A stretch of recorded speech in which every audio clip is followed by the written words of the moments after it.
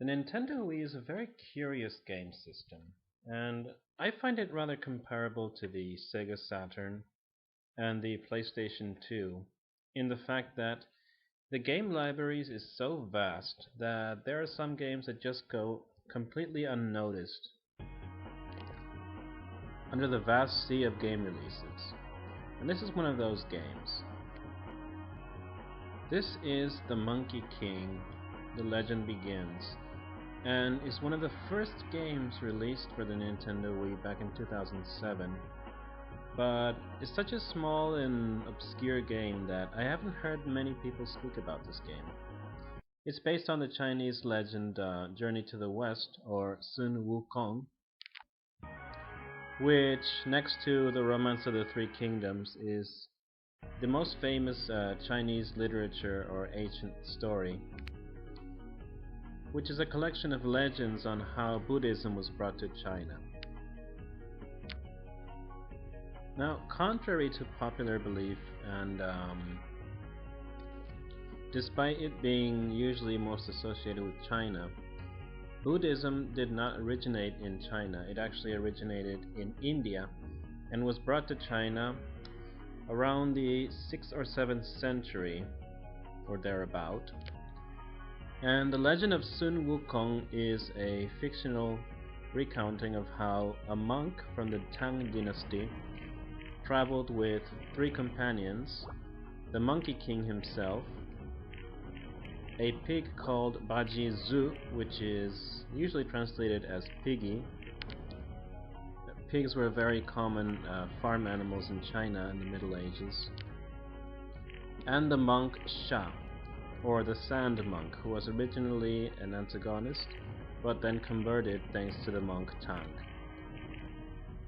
Now, this game is loosely based on the legend, and there are some mythological beings here that will appear both in Chinese and Japanese mythology. They're very closely related.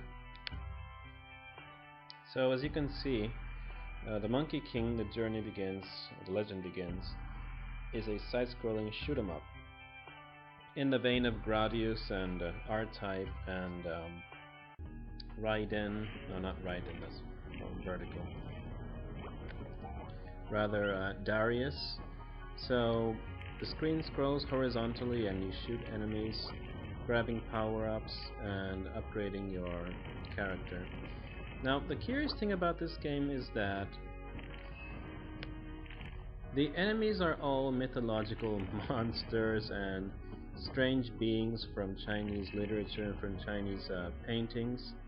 And another thing that is very particular to this game is that you can accelerate your character by tilting your Wii remote forward, or you can slow him down by tilting it backwards.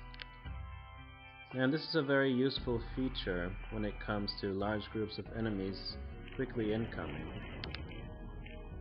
Now, the style of this game is very cartoony and it actually has a very funny art style, and at the same time a very appealing art style. The backgrounds I like in particular. They have a very Chinese sort of watercolor painting feel to them, and you can see the parallax scrolling, the different layers of the paintings in the background.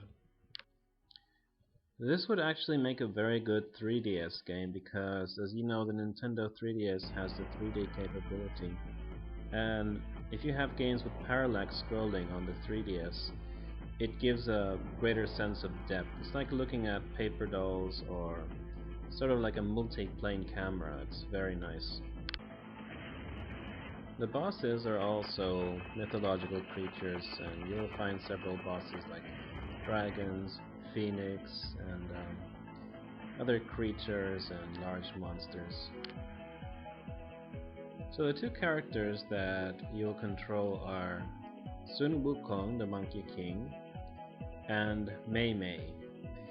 Now, both of them fly on a nimbus, or a flying cloud, called Kinto-un, and they both have their little attacks, such as shooting pellets, which they can upgrade, just shooting two at a time and shooting waves of energy, and eventually just this huge arsenal. It's sort of like in the vein of Gradius in that you want to level up your character as much as possible and avoid getting shot down and losing all your power-ups, because if you do, the game is much more difficult.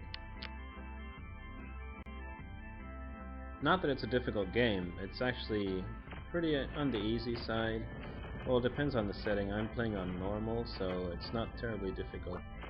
If you crank up the difficulty to the hardest, it might get a little more challenging, but nothing close to a Gradius game like Gradius 4 or Gradius 3 especially, or Gradius 5, which are really difficult, very technical, side-scrolling shoot-'em-ups. Now there are large enemies in this game that when you destroy will open a little door, or a portal, which will take you to a shop. The shopkeeper, called Lele, will sell you several items that you can use with the B button, or with the 1 button in this case. And these are support weapons that you can use to defeat enemies or to defend yourself, such as rotating shields and whatnot. Now this enemy here is straight out of Japanese folklore. It's a kappa, which is a water demon. It's a very famous and particular water demon in Japan, and from which the word Koopa from the Super Mario Bros. Series also derives.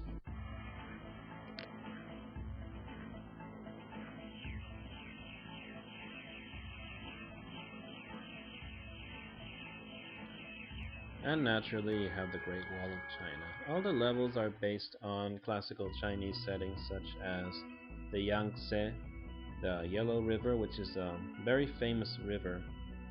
It was in the Middle Ages often called China's Sorrow because the river was important for agriculture, but since the banks were not very steep and it was kind of running at the same level as the rest of the terrain, it would easily flood and take everything with it.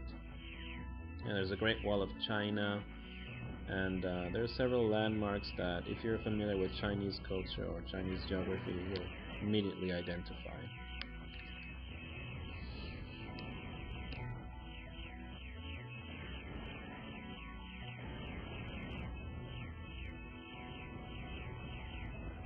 It's a very simple game. It's a very short and simple and easy to get into sort of game. It's kind of on the cheap side. You can find this easily for about $3 on the online store, or maybe in some physical stores they'll charge you a little more, but it's a very, very cheap game, and for $3 I'd say it's a pretty good, for what you get, it's a pretty good price.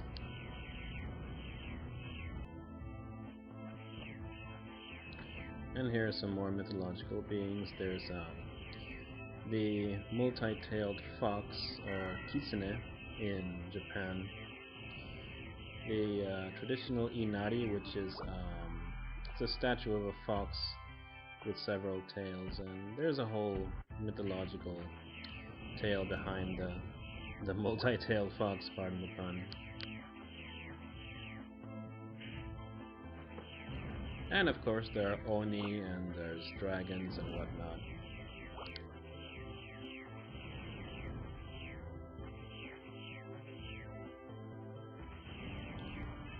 So overall, if you want a quick and satisfying little simple game with really cute characters and actually pretty challenging, if you set it on difficult mode, pretty challenging gameplay, you could pick up this game for pretty cheap, and for what it's worth, it's actually a pretty entertaining game. One that you probably won't play often, but every now and then you'll take it out and have a blast with it. Like I said before, the Nintendo Wii is just full of these quirky little obscure games that nobody gives much attention to, that you can get for very cheap. And some of these games do deserve some more attention, so if you ever feel like browsing obscure and unknown Nintendo Wii games, it's a pretty good time.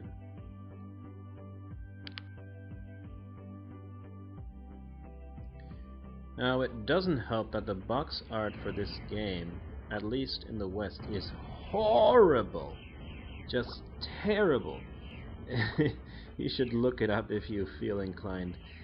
The box art is so terrible. It shows no indication that it's a cartoony shoot 'em up. It's just one of those classic cases that either the box art looks exactly like the game or absolutely nothing like. And in this case, it looks absolutely nothing like the game.